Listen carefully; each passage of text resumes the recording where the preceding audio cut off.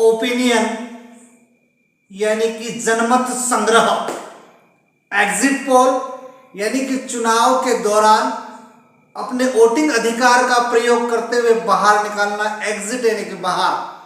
तो इस प्रकार के जो शब्द है वो इन दिनों कम से कम 2 दिनों से सुर्खियों में है और इसी विषय पर चर्चा करने के साथ साथ मुख्य नायक जो 17 नवंबर से अभी तक जो राजनीतिक चहल पहल हुई, कौतूहल का विषय बना और प्रत्याशियों के मन में मात्र 13 घंटे तक किस प्रकार से कौतूहल रहेगा, इन सारे विषय पर आज चर्चा करने के लिए मुख्य नायक आपके पास, आपके सामने आया है।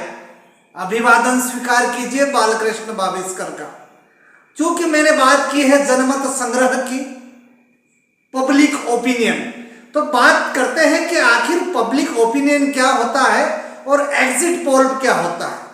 पब्लिक ओपिनियन यानी कि जनमत संग्रह, ये जनमत संग्रह जो होता है वो तमाम न्यूज चैनल्स और तमाम न्यूज एजेंसियों के माध्यम से चुनाव से पहले किया जाता है। यानी कि जिस प्रकार से उदाहरण के लिए 17 तारीख को यदि चुनाव हुए तो 17 से पहले तमाम न्यूज चैनलों ने जनमत संग्रह किया और जनमत संग्रह के आधार पर यह बताने का प्रयास किया कि कौन सी पार्टी सत्ता में होगी। यदि भारत के संदर्भ में बात करें या मध्य प्रदेश के संदर्भ में बात करें तो क्या भारतीय जनता पार्टी अथवा कांग्रेस पार्टी अथवा आम आदमी पार्टी या अन्य निर्दलीय दल या छोटी छोटी जो पार्टियां हैं, क्षेत्रीय पार्टियां, इनसे संबंध यानी कि जो न्यूज एजेंसियां है, न्यूज चैनल्स है या अखबार है, वे लोगों से चुनाव से पहले उनका मत जानने का प्रयास करते हैं और इस आधार पर वे बता देते हैं कि कौन सी पार्टी सत्ता में होगी और कौन सी पार्टी सत्ता से बेदखल होगी। तो ये जब पोल जब सामने आते हैं तो निश्चित रूप से जनता जनार्दन पर इसका सकारात्मक प्रभाव तो कम किंतु नकारात्मक प्रभाव अधिक प्रभाव पड़ता है, इसकी आशंका व्यक्त की जाती है। परिणाम स्वरूप जनता ने इस बात का चिंतन किया, इस देश के जो बुद्धिजीवी वर्ग है उसने चिंतन किया और ये सार निकाला कि क्यों ना इस पर प्रतिबंध लगा दिया जाए और इसी बात को लेकर शासन प्रशासन ने चिंतन किया और उसके दुष्प्रभाव की ओर जाने का प्रयास किया। तब दुष्प्रभाव ये सामने आया कि यदि एक राज्य के एक चुनाव को लेकर यदि अलग अलग मत जाहिर होते हैं, जग जाहिर होते हैं, तो अन्य राज्यों में जैसे चुनाव संपन्न होने हैं उस राज्यों पर उसका अधिकतर नकारात्मक प्रभाव पड़ेगा। उदाहरण के लिए मध्य प्रदेश में एक चरण में यदि 17 नवंबर को चुनाव हुए, तदुपरांत छत्तीसगढ़, तेलंगाना, राजस्थान, ऐसे कुल मिला के 5 राज्यों में चुनाव संपन्न हुए। यदि 17 तारीख में जनमत संग्रह 17 तारीख को यदि जनमत संग्रह जाहिर कर दिया जाता तो निश्चित रूप से इन राज्यों का पर नकारात्मक प्रभाव पड़ने की संभावना हो सकती थी और यदि नकारात्मक प्रभाव पड़ेगा तो देश के सौहार्द बिगड़ेगा और कहीं न कहीं जो प्रशासन है उसके हाथ पैर खुल जाएंगे और प्रशासन और शासन के ऊपर कई प्रश्न चिन्ह उठेंगे। इसको लेकर चुनाव आयोग ने सख्ती दिखाते हुए जनमत संग्रह पर पूर्णतः प्रतिबंध लगा दिया। अब जनमत संग्रह पर जब प्रतिबंध लगा दिया तो बात आई एग्जिट पोल की। एग्जिट पोल का मैंने स्पष्ट आपको उदाहरण के तौर पर समझाया कि यदि वोट डालने के पश्चात मतदाता बाहर निकलता है तो उनका ओपिनियन जानने का प्रयास किया जाता है। हालांकि भारत में 1 अरब 36 करोड़ से 1 अरब 40 करोड़ तक की जनसंख्या है और यदि मध्य प्रदेश के संदर्भ में बात करें तो मध्य प्रदेश की जनसंख्या 7 करोड़ 26 लाख है। तो क्या सभी न्यूज चैनल्स के पत्रकार, सारे न्यूज एजेंसियों के एजेंट क्या हर मतदाता तक पहुंच पाएंगे? जी नहीं, कतई नहीं। वे कुछ एक क्षेत्रों का नमूना लेते हैं और कुछ लोगों से बात करने के आधार पर एग्जिट पोल जारी करते हैं। तो एग्जिट पोल यदि जारी कर दे तो भी उसमें नकारात्मकता का कहीं ना कहीं अंदेशा होता है। इसलिए चुनाव आयोग ने ये नियम लागू कर दिए कि जो मतदान होगा उससे, यानी कि उदाहरण ले तो 7 नवंबर से 30 नवंबर के बीच में चुनाव आयोग ने किसी भी प्रकार के एग्जिट पोल पर प्रतिबंध लगा दिया। जब एग्जिट पोल पर प्रतिबंध लगा दिया तो कुछ न्यूज चैनलों ने भी उसके नियम विरुद्ध जाने का दुस्साहस किया, क्योंकि चुनाव आयोग के पास दंड देने का अधिकार नहीं था।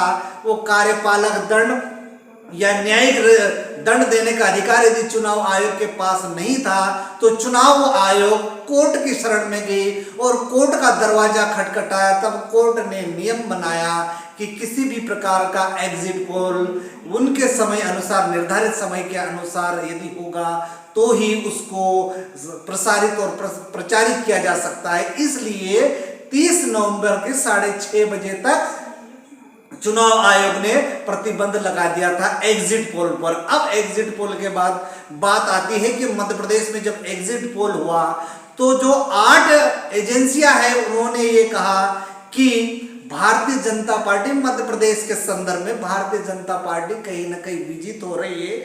छत्तीसगढ़ में कांग्रेस फिर से सत्ता में आ सकती है। उसी भांति राजस्थान में करवट बदलेगा, क्योंकि राजस्थान में वर्तमान में कांग्रेस की सरकार है और कांग्रेस की सरकार में यदि तख्ता पलट होता है तो भारतीय जनता पार्टी की सरकार आ सकती है। उसी तारतम्य में तेलंगाना की बात हुई। तेलंगाना में जो पार्टियां हैं उनके संदर्भ में भी कहा गया कि इस बार शायद वहां पर कांग्रेस आ सकती है। लेकिन हम मध्य प्रदेश के संदर्भ में बात करें, एक बड़े अखबार ने स्पष्ट कहा कि इस बार कांग्रेस सत्ता में आ सकती है, लेकिन उनके जो अंतिम आंकड़े हैं सीटों का जब उन्होंने आकलन किया तो उन्होंने कहा कि लगभग भारतीय जनता पार्टी जीत के करीब है, यानी कि कहीं ना कहीं जीत सकती है। इस प्रकार के एग्जिट पोल आए।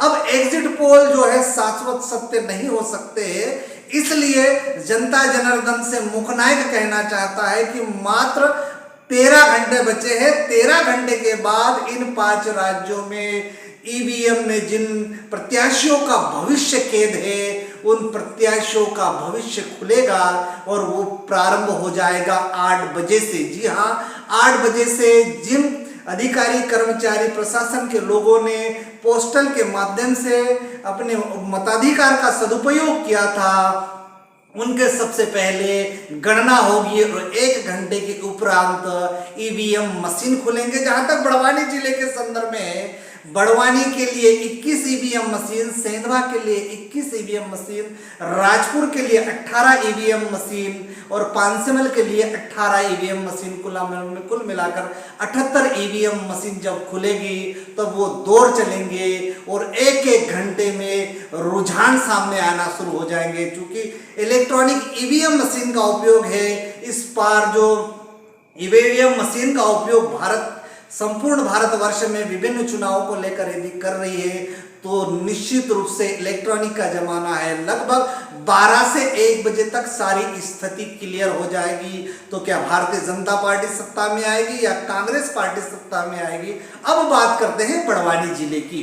बड़वानी जिले में 4 विधानसभा है, क्रमशः सेंधवा, पांसेमल, बड़वानी और राजपुर। ये 4 विधानसभाओं में कहीं ना कहीं जबरदस्त घमासान रहा।